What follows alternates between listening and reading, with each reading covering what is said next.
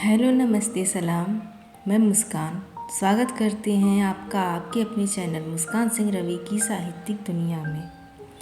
आज जो कहानी हम आप सबके लिए लेकर आए हैं वह है सुषमा मुनींद्र जी की कहानी स्वांग।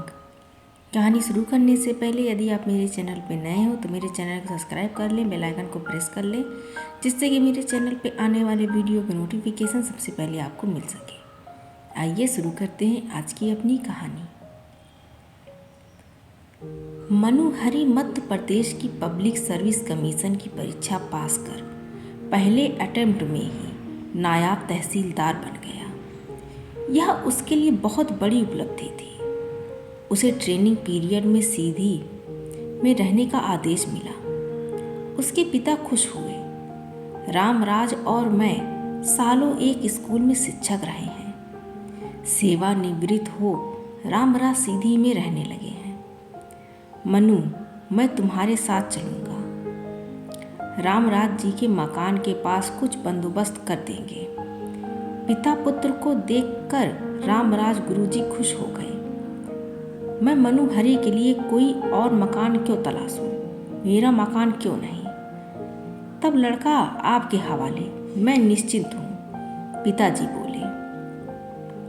रामराज गुरुजी अपने आधे कच्चे आधे पक्के मकान में अपने प्रिय मित्र के पुत्र के लिए स्थान बनाने में उत्साहपूर्वक जुट गए। उत्तर की ओर का आयतकार कमरा, जिसकी खिड़की कच्चे आंगन में, एक दरवाज़ा बाहर, दूसरा बीच वाले कमरे में खुलता था, कि बीच वाले द्वार को बंद कर कमरे को अलग सा बना दिया गया। जल्दी ही उसकी दिनचर्या तय हो गई। वह सुबह बड़ी फुर्सत से उठता, चाय बनाकर इत्मीनान से पीता, फिर आंगन में खुलने वाली खिड़की से झांकता। आंगन में कुछ काम कर रही दोनों बड़ी लड़कियां, नीति और निधि, कई बार बल्कि अक्सर ही एक साथ कह उठती, आ जाइए, बाथरूम खाली है। सामूहिक बोलने से वे झेप जाती और एक दूसरे को देखकर हंसती। आंगन पार कर स्नान गृह तक जाते हुए मनोहरी को लगता दोनों लड़कियां उसे देख रही हैं। तैयार होकर वह घर से निकलता और एक भोजनालय में मासिक भुगतान पर खाना खाते हुए ऑफिस चला जाता।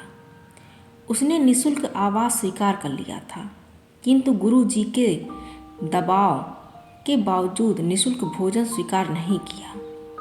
शाम को वह कार्यालय से लौटकर सुस्ताता, फिर पुस्तकालय चला जाता, कुछ पुस्तकें इश्यू कराता और रात का खाना खाकर घर वापसी। इस बीच दूध वाला दूध का पैकेट रामराज गुरुजी के घर पर दे जाता। गुरुजी की पत्नी रुक्मणी, नीति निधि या सबसे छोटी लड़की, जिसको छोटी ही पुकारा जाता है, उसे पैकेट थमाती। जब कभी लड़कियों की उंगलियों का स्पर्श हो जाता उसे अच्छा लगता। फिर वह पुस्तक पढ़ते हुए सो जाता। वह छुट्टियों में घर गया तो पूरा परिवार ब्यौरा लेने लगा। अम्मा बोली, मनु, रामराज गुरुजी भले हैं, पर ध्यान रहे तुम्हें अपनी लड़कियों के लिए फंसा न ले। अम्मा की विशेषता है, वे संभावित असंभावित पर विचार करते हुए अपने मस्तिष्क को सदैव चौकन्ना रखती हैं। पिताजी का आशय भी वही।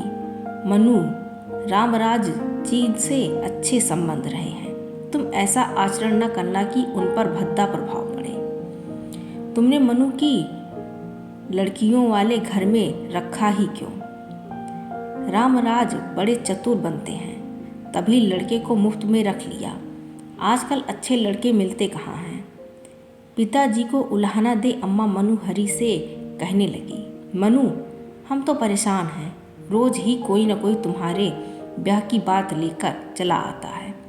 हम चाय पानी देते देते थक रहे हैं। आगे का हाल मनोहरी की बहन दीप्ति ने कहा। हाँ भैया, अभी एक दिन पीएससी के मेंबर अपनी लड़की का प्रस्ताव लेकर आए थे। लाखों की शादी होगी और तुम अगली बार पीएससी में बैठो तो फर्स्ट कैटेगरी पक्की है। और तुम्हारे कॉलेज के प्रोफेसर आते ही बोले, आपका लड़का मांगने आए हैं और रीवा के वे जो सबसे बड़े वकील हैं। पिताजी बोले, इतने बड़े बड़े लोगों को मना करते नहीं बनता, और तुम अभी शादी के लिए तैयार नहीं। पहले दीप्ति और ताप्ती की शादी होगी पिताजी, मैं कह चुका हूँ। मनोहरी को खुद पर गर्व हो आया, वह कितना खास है। अम्मा गुरुजी की लड़कियों को लेकर बेकार चिंता कर रही हैं। रामराज गुरुजी का औसत स्तर है, उनके संदर्भ में वह सोचेगा ही नहीं। यहाँ तो आदर्श स्थापना का भी मौका नहीं है। जब लोग कहें लड़के के मामूली घर की लड़की से विवाह कर उदाहरण प्रस्तुत किया है, लोग तो कहेंगे लड़का इश्क में पड़ गया, शादी करनी पड़ेगी। वर्जनाएं मनुष्य को लुभाती हैं। अम्मा ने रामराज गुरुजी की लड़कियों से सावधान न किया होता तो शायद मनोहरी का ध्यान प्रयत्नपूर्वक लड़कियों की ओर न जाता। उसे लड़कियों की उपस्थिति का बोध अनायास होने लगा। वह मोहग्रस्त नहीं है, किंतु लड़कियों की बातों में वह कहीं होगा, यह विचार उसे अधीर करने लगा। आंगन पार कर स्नानगृह की ओर जाते हुए उसने सतर्कता बरती, तथापि उसका ध्यान सायास लड़कियों की ओर चला गया। उसकी नज़र लड़कियों पर पड़ने से पहले छत पर चढ़े मुनगा तोड़ रहे गुरुजी पर पड़ी। गुरुजी जोर से बोले, मनोहरी, पिताजी ठीक है ना? पिताजी आपको याद कर रहे थे। अच्छा, तुमने मुनगे की कढ़ी खाई है? और मसलहा नीति बहुत बढ़िया बनाती है। मनोहरी चौकस हुआ। लड़की के गुणधर्म बताए जाने लगे। इधर आंगन में खड़ी रुक्मणी ने आदतन कहा, मुनगा बहुत बढ़िया क्यों ना हो, आपके गुरुजी को सब्जी लाने का झंझट जो नहीं करना पड़ता। मनोहरी इनका बस चले तो हम लोगों को दोनों वक्त मुनगा खाना पड़े। वह मुस्कुरा दिया। दोनों लड़कियों का मुस्कुराना भी लक्ष्य किया। गुरुजी पत्नी की वक्रोक्ति न सुन पाए। आज छुट्टी है ना, तो होटल में क्यों खाओगे? दोपहर का भोजन मेरे साथ करोगे। आप परेशान ना हो, रुक्मणी तत्परता से बोल पड़ी। मनोहरी, तुमको लेकर हम परेशान नहीं होते। खाना खाते हुए मनोहरी को लगा, इस स्वप्नविहीन घर में कुछ नहीं है, किंतु कुछ पारंपरिक नियम और तरीके हैं। पीढ़े पर रखी भरी हुई थाली भव्य जान पड़ती है। रुक्मणी चाची आगरा से खिला रही है, छोटी मुस्तैदी से परोस रही है। नीति निधि रसोई में गरम गरम फुलके भेज रही हैं। मनोहरी ने रसोई की आहट सुनी। छोटी बहन कलहलता और लापरवाही से तेज बोल रही है। अब नहीं ले रहे हैं। नीति का अस्पष्ट स्वर। कह एक लेना पड़ेगा। छोटी फुलका ले आई। एक तो लेना ही पड़ेगा। उसने ले लिया। एक फुलका और के बहाने नीति फतह पाना चाहती है। गुरुजी कहने लगे, बेटा कभी फुर्सत में छोटी को गणित पढ़ा दिया करो, इसकी गणित कमज़ोर है। पढ़ा दूंगा। गणित आज भी मेरे प्रिय विषय है। छोटी बीच का द्वार खोलकर मनोहरी के कमरे में आ जाती। जब तक पढ़ती द्वार खुला रहता। खुले द्वार से उधर की गतिविधि का आभास मिलता।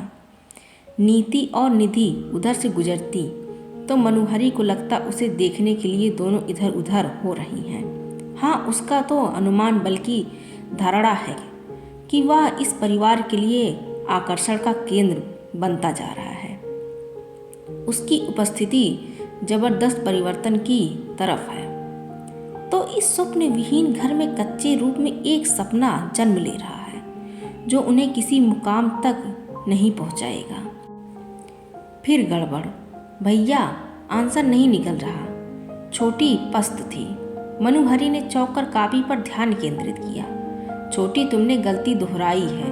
बीज गणित बहुत सरल है, बस तुम्हें चिन्हों पर ध्यान देना होगा। यही तो गड़बड़ हो जाती है। फिर मनोहरी ने आंगन की खिड़की से सुना। छोटी बता रही थी, दीदी मुझे तो मालूम ही नहीं था कि गणित इंटरेस्टिंग हो सकता है। मैं गणित समूह लूँगी, यह पक्का रहा। पीईटी में बैठूंगी, यह भी पक्का रहा। नीति और निधि ने हाथ से संकेत से छोटी को धीमे बोलने को कहा। फिर छोटी ने क्या बताया, लड़कियों ने क्या पूछा, वह सुन न सका। अनुमान पुष्ट हुआ, लड़कियां उससे संबद्ध असंबद्ध जानना चाहती हैं। मनोहरी अनायास सोचने लगा, यदि चयन की स्थिति बने तो नीति उपयुक्त होगी या निधि? क्या नीति? क्यों? पता नहीं। निधि क्यों नहीं? पता नहीं। लेकिन इस तरह की बेवकूफ़ी भरी बातें क्यों सोचनी चाहिए, जबकि सर्वश्रेष्ठ प्रस्तावों की सूची लंबी है। मनोहरी ने पुस्तक उठाई और बिस्तर पर अधलेटा होकर पढ़ने लगा। देखा पृष्ठ 84 का ऊपरी कोना मुड़ा हुआ है। उसे ध्यान आया, पुस्तक कई बार दूसरे स्थान पर रखी मिलती है। क्या उसके जाने के बाद लड़कियां उसके कमरे में आती हैं, पुस्तक पढ़ती हैं? कमरे में नीति आती है या निधि, या दोनों? गुरुजी और छोटी दोपहर में स्कूल में रहते हैं। चाची सो जाती होंगी और लड़कियां कमरे में दाखिल हो जाती होंगी। लड़कियां कुछ संकेत संप्रेषित करना चाहती हैं। उसके अनुमान को सत्यापित करने के लिए ही पढ़ते समय छोटी अप्रत्याशित रूप से कह बैठी, भैया आप मानस का हंस वापस कर आए? नीति दीदी पूरा पढ़ नहीं पाई। मैं नहीं जानता था तुम्हारी दीदी पुस्तकें पढ़ती हैं। मैं फिर ले आऊँगा। मनोहरी दूसरे दिन शाम को पुस्तक लेकर लौटा तो दूध का पैकेट नीति ने पकड़ाया। मानस का हंस छोटी ने बताया आप पढ़ नहीं पाई थी। वह नहीं समझ सका उसे स्थिति का खुलासा करना चाहिए था या नहीं। नीति की बौरनियाँ झपक गई जैसे चोरी पकड़ी गई हो। हम लोगों को पुस्तकें नहीं मिलती, इसलिए ये पढ़ लिया करें, पुस्तकें आनंद देती हैं। मृत्युंजय मिल सकती है? पुस्तकों का मामला उलझा न दे। यह तब तक नहीं होगा जब तक वह स्वयं इस परिवार में इन्वॉल्व ना हो। यदि कहें तो इस परिवार में उसका इन्वॉल्वमेंट बस इतना भर है कि कई बार पीने का पानी चुक जाता है और उसे मंगाना पड़ता है। आज ही शाम को एक मित्र आ गया, घड़ा खाली। मनोहरी बाहर वाले दरवाजे से निकलकर गुरुजी के आहते में पहुंचा। वह अपने कार्य प्रयोजन से बीच वाले द्वार को प्रयोग नहीं करता है। निधि आहते में थी, चाची नहीं है। पीने का पानी खत्म हो गया है।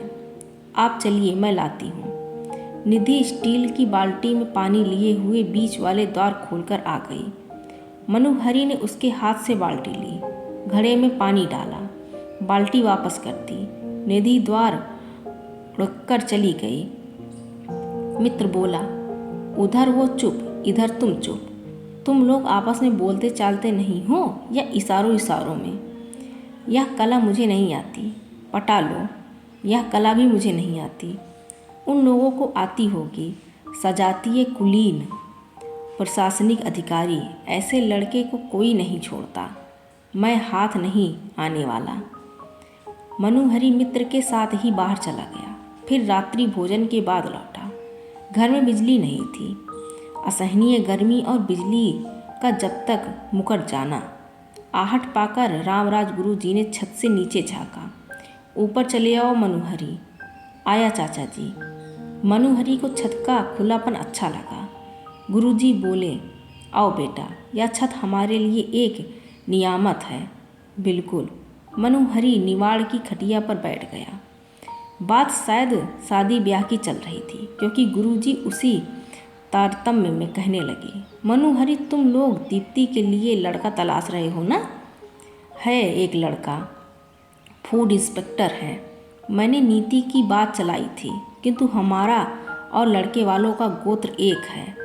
विवाह नहीं हो सकता। दीप्ति के लिए चर्चा की जा सकती है।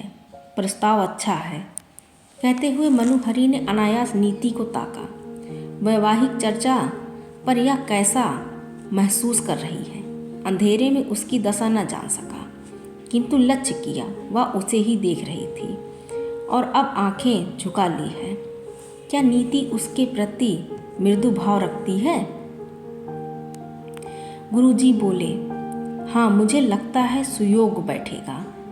बिजली आ गई। मनोहरी अपने कमरे में चला आया। यदि दीप्ति का विवाह यहाँ तय हो जाता है तो इस परिवार का एक उपकार और हो जाएगा। क्या यह परिवार दबाव बना रहा है, उसे घेर रहा है? गुरुजी नीति या निधि का प्रस्ताव रख दें तो स्पष्टता मना करना कठिन होगा। कैसे व्यूह रचना है? यदि इनके मुक्त होकर कहीं अलग रहना चाहे तो गुरुजी को क्या कारण बताएगा कि आप नीति या निधि को मेरे सिर थोपें? इससे बेहतर मैं अपना प्रबंध कहीं और कर लूँ। ओह, मनोहरी पुस्तक पढ़ रहा था। तभी बीच के द्वार को किसी ने खटखटाया। गुरुजी अस्वस्थ हैं, उन्हें कोई परेशानी तो? उसने तत्परता से खोला। क्या बात है चाची? निधि अपनी सहेली की शादी में गई है, अब तक नहीं लौटी। रात बहुत हो गई है, जी घबरा रहा है। चाची चिंतित थी। मैं ले आता हूँ, बताइए। उसने बाइक स्टार्ट की और चल पड़ा। क्या एकांत उपलब्ध कराया जा रहा है? पूरी तैयारी। नीति या निधि व जिसमें चाहे रुचि ले। उसे देख निधि की दुविधा दूर हुई। अच्छा हुआ आप आ गए, यहाँ कोई खाली नहीं है जो मुझे घर छोड़े। मैं परेशान थी। आइए। वह पीछे बैठी निधि के स्पर्श को महसूस करता रहा। निधि कहने लगी, मैं भी पीएससी देना चाहती हूँ, पर बाबूजी कहते हैं यह कठिन परीक्षा है। आप टॉपर रहे हैं। जब आप ही फर्स्ट कैटेगरी में नहीं आ सके तो नहीं, मेरा मतलब है तो एवरेज ही हूँ, हिम्मत नहीं कर पाती। यह बेवकूफ़ लड़की इस एकांत में याद दिला रही है कि मैं पूरी तरह सफल नहीं हूँ। गुरुजी, आप सोचते हैं कि मैं इस मूढ़मती से अनुराग रखूं तो या ना होगा। तनिक तलख होकर बोला, अब चयन प्रणाली निष्पक्ष नहीं रही और आप कंपटीशन से घबराती क्यों हैं? चयन होगा नहीं होगा, कोशिश की जानी चाहिए। आपसे मुझे हौसला मिला। घर पहुंचा तो रुक्मणी चाची दरवाजे पर मिल गई। मनु, तुम्हारा बड़ा सहारा है, तुम्हें तकलीफ़ हुई। फिर तो मैं भी आप लोगों को तकलीफ़ दे रहा हूँ। नहीं नहीं, तुम्हारे आ जाने से अच्छा लगने लगा है। कोई 2 दिन को आ जाए तो लोगों को अड़चन होती है, लेकिन यह परिवार उसे निःशुल्क रखकर आनंद पा रहा है। स्पष्टता इस घर में एक सपना पल रहा है।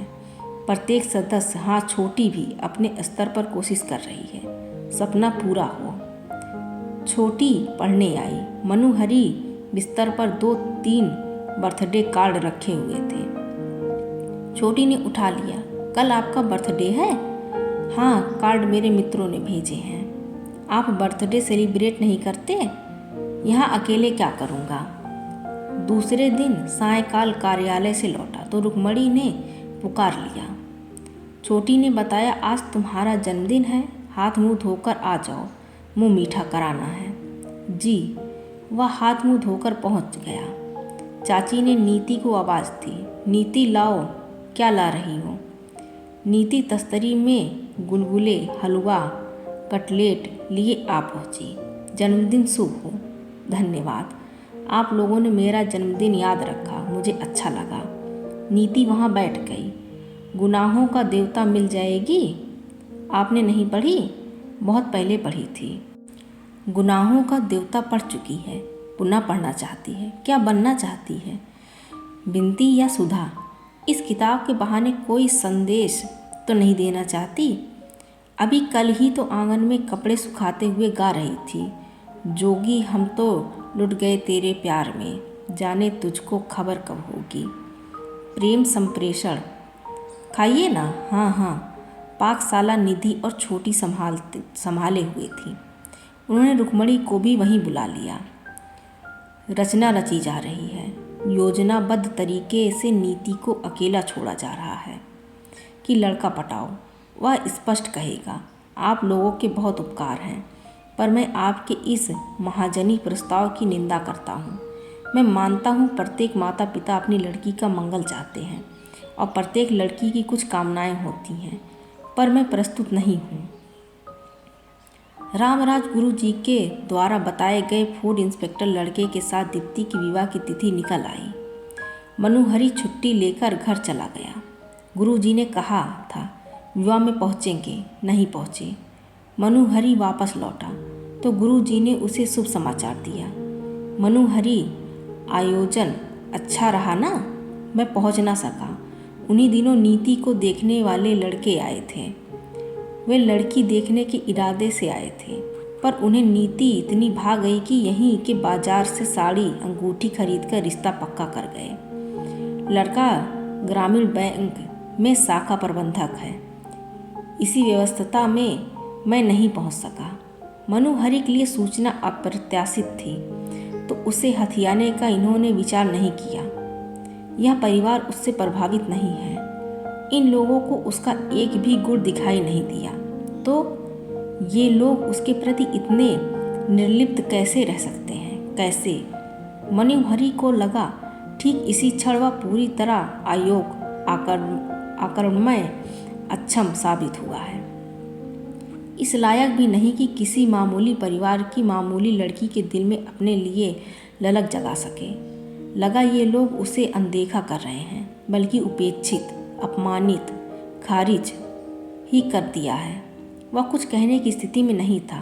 पूरी तरह आहत होकर कमरे में चला आया। बहुत से दृश्य उसके सामने आए। निःशुल्क आवास व्यवस्था, मुनगे की कढ़ी, गुलगुले हलवा, गुनाहों का देवता, स्नेह, सहयोग, सौहार्द, सदासत, उनकी भलमानसता किसी फल प्राप्ति के लिए नहीं, बल्कि उस आत्मीयता के लिए थी जो उनके दिलों में, संस्कारों में है। उसे दम घुटता जान पड़ा। उसने खुली हवा का स्पर्श पाने के लिए आंगन में खुलने वाली खिड़की खोल दी। सामने नीति थी, हौज के पास हाथ पैर धो रही थी। उसके मन में क्या कभी भी तमन्ना नहीं जाएगी मुझे पाने की? मैं कभी भी इसका काम में नहीं रहा। नीति आंगन की डोरी में सूख रहा तौलिया निकालने के लिए मुड़ी और उसकी दृष्टि मनोहरी पर पड़ गई। आ जाइए, बाथरूम खाली है। उसका सरोकार बस इतना ही रहा है, बाथरूम खाली है। हाँ, नहीं, विवाह की शुभकामनाएं। धन्यवाद। नीति पूरी तरह सहज स्वाभाविक दिखी। कोई पछतावा नहीं, पीड़ा नहीं, खेद नहीं। मनोहरी खिड़की से हटकर बिस्तर पर आ गया। आत्ममुग्धता, विशिष्टता का बोध उसे सुहा नहीं रहा था, बल्कि अस्वाभाविक लग रहा था। स्वांग की तरह। स्वांग वह खुद को ही ठगते झुटलाते, खुद से छिपाते हुए नीति से प्रेम कर बैठा है, निहायत रहस्यमय तरीके से। और इस रहस्य को ठीक उस क्षण समझ पा रहा है जब समझने का कोई अर्थ नहीं बचा। आज की कहानी बस इतनी सी। मिलते हैं अगली किसी कहानी के साथ। आपको कहानी कैसी लगी हमें कमेंट करके ज़रूर बताएं। Thank you for watching and don't forget to subscribe. Thank you.